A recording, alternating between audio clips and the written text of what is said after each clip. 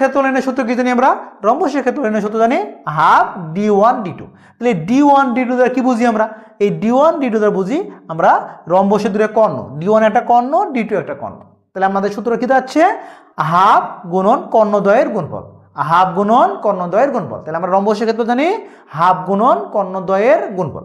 এরপরে ট্রাপিজিয়ামের ক্ষেত্রফল। তাহলে ট্রাপিজিয়ামের ক্ষেত্র কি হবে? হাফ ইন্টু এ প্লাস বি ইন্টু এইচ। তাহলে এই যে এ আর বিটার কি বলবো?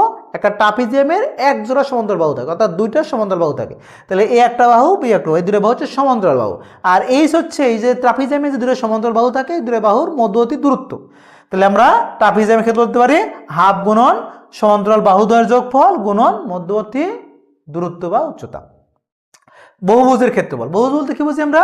একটা যদি 5টা বাহু বা তার বেশি বাহু নিয়ে যদি আমাদের ত্রিভুজটা গঠিত হয়, ওই ধরনের ত্রিভুজটা আমরা বলি বহুভুজ। তাহলে বহুভুজের ক্ষেত্রফলের সূত্র কি হবে? n²/4 cot 180 degree by n। তাহলে n দ্বারা কি বুঝবো? আমরা n দ্বারা বুঝবো ওই বহুভুজের কয়টা বাহু আছে। যদি পঞ্চভুজ হয় তাহলে এর মান হবে 5, যদি আমাদের ষড়ভুজ হয় তাহলে এর মান হবে 6, যদি আমাদের অষ্টভুজ হয় এর মান হবে 8।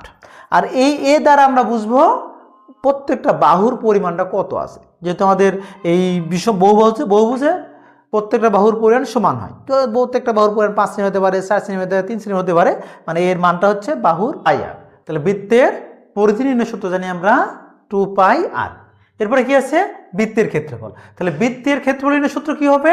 বৃত্তের ক্ষেত্রফল নির্ণয় সূত্র πr²।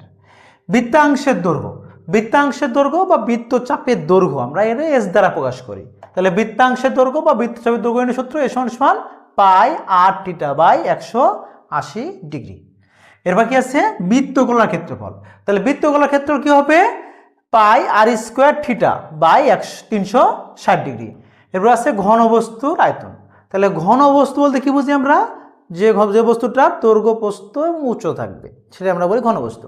আর ঘনবস্তু তল কয়টা হয়ে থাকে? আমরা জানি ঘনবস্তুর তল হয়ে থাকে 6টি। তাহলে ঘনবস্তুর আয়তন নির্ণয় সূত্র কি জানি? A B C. তাহলে এ হচ্ছে দৈর্ঘ্য, বি প্রস্থ, আর সেটা হচ্ছে উচ্চতা। ঘনবস্তুর সমগ্র তলের ক্ষেত্রফল। তাহলে ঘনবস্তুর সমগ্র তলের ক্ষেত্রফল নির্ণয় সূত্র কি জানি? 2 × AB + BC + CA। তাহলে এটা এ বি সি দ্বারা কি বুঝতেছি আমরা? এ হচ্ছে দৈর্ঘ্য, বি প্রস্থ, সেটা হচ্ছে উচ্চতা। এরপরে ঘনবস্তুর কর্ণের দৈর্ঘ্য। তাহলে ঘনবস্তুর কর্ণের দৈর্ঘ্য নির্ণয় সূত্র কি জানি? √a² + b² + c²। তাহলে আমরা এই এ বি সি কে আমরা কি বলবো? এই ঘনবস্তুর দৈর্ঘ্য, প্রস্থ, উচ্চতা। ঘনকের আয়তন। তাহলে ঘনক বলতে কি বুঝি আমরা? যে ঘনবস্তু